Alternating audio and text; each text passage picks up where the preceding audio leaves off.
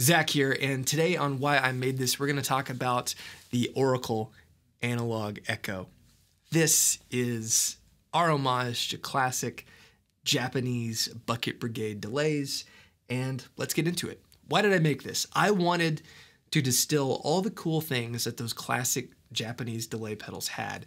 The 8080, the DM2, the 89, the 8999 from Axon, which is my favorite.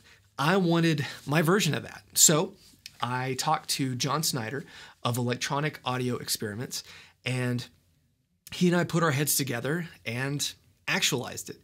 I gave him basically a laundry list of things I hoped my delay pedal would be, and he cranked out a circuit board. It didn't take long because he's incredibly smart and incredibly good at what he does. But what he did was basically pick and choose the best parts of those pedals and put it into this box. It uses replica MN3205 chips.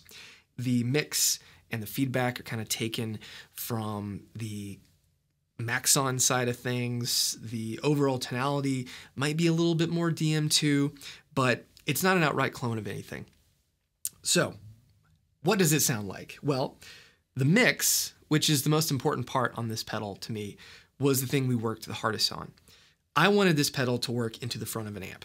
I didn't want it to overwhelm your signal, especially if you like to push your amp a little bit, which is how I play guitar. I like my amp like really cooking, and I don't really want to use a loop.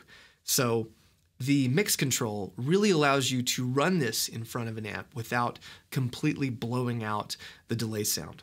It can definitely do that. And if you're running into a super gained up amp, you know, nothing can survive that. But I just couldn't stand when analog delays or any delay, it's just always wet and always in the way of your guitar playing. I wanted this to live underneath the signal, and that's what John did. Another thing is the feedback.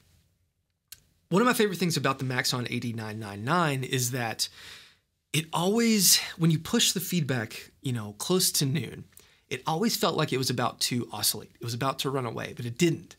And I wanted that, so John put that in there. The overall voicing is classic Bucket Brigade delay. Dark, but a lot of character. It has this own kind of preamp sound when you turn it on that adds a little bit of sparkle to your signal without being this dramatic shift. It just makes your signal sound good even when it's, you know, not really doing much. It has the classic slap.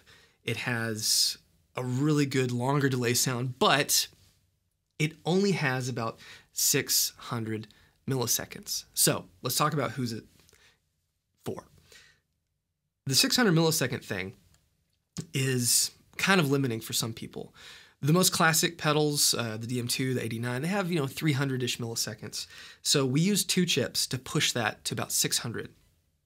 And that gives you, you know, a little bit more stretch in time. And I feel like it's quite a bit for a true analog circuit. But John designed the tap to push the chips further. So if you maxed out the delay time and you had that and you tapped slower than what that knob will do, the signal starts to break down into grade.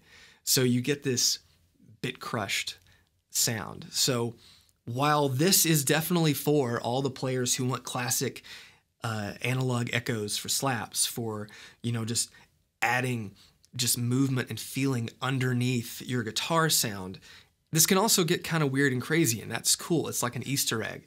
It's just one thing to be aware of. If you get one of these or try one of these and you're using the tap and you're putting in a really slow time, it's going to crush. It's going to break down. So be aware of that.